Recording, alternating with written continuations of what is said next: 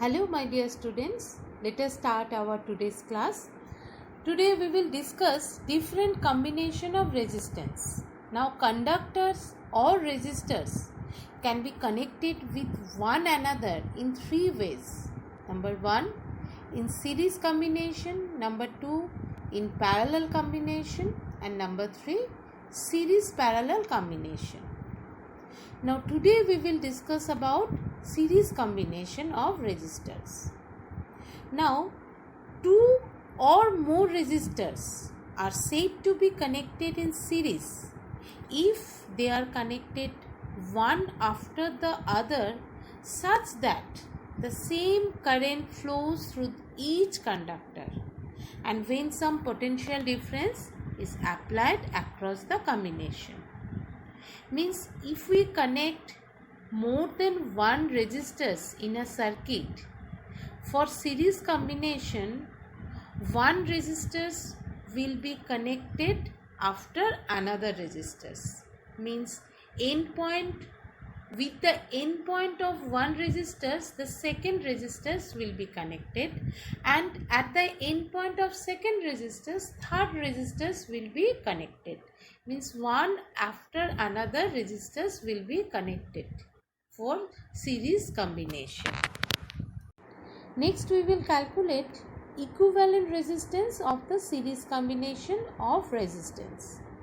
Now consider two conductors having resistance R1 and R2 respectively connected in series across a cell.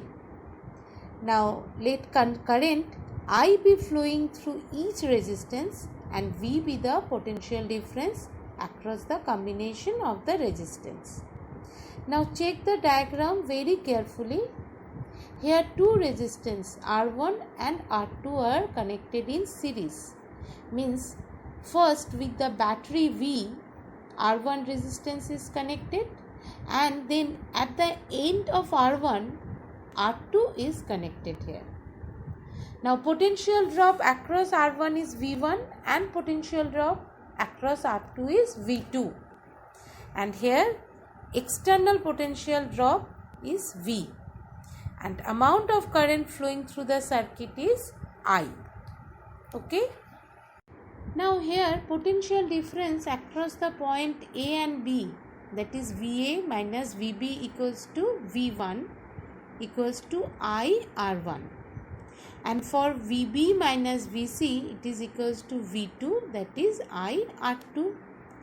Therefore total potential difference across 2 points A and C will be the potential difference across R1 plus potential difference across R2. So it is equals to VA minus VB plus VB minus VC. Now here we can cancel VB, one is negative and another one is positive. So what we will get? VA minus VC. Means total potential difference across AC is VA minus VC, that we can consider as total potential difference V. Therefore VA minus VC is equals to V1 plus V2. Now we know V1 is IR1 and V2 is IR2. So V is equals to IR1 plus IR2. Now if we consider RS is equals to the effective resistance of series combination of R1 and 2, means the total resistance applied by the two resistors here, total effective resistance is equals to RS. Then through that resistance also same current I will flow. Then we can write V is equals to IRS. Now combining this equation 1 and 2, if we compare these two equations, what we will get? IRS equals to IR1 plus IR2. Now just from this we will get equivalent resistance RS equals to R1 plus R2. Now instead of two resistors, if we connect n number of resistors in series, then the effective resistance of the series combination will be Rs equals to R1 plus R2 plus R3 plus up to RL. So Rs we can write, it is a summation of Ri where I varies from 1 to n.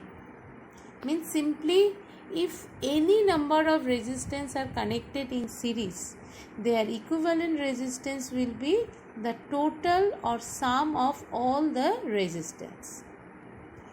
Now, how we can represent equivalent circuit of a series combination of resistance? Now see the diagram I have given here. The first diagram is for series combination, and Rs is the equivalent resistance of R1 and R2 in the next diagram, second diagram. Clear? Now next we will discuss the important features of series combination of resistors.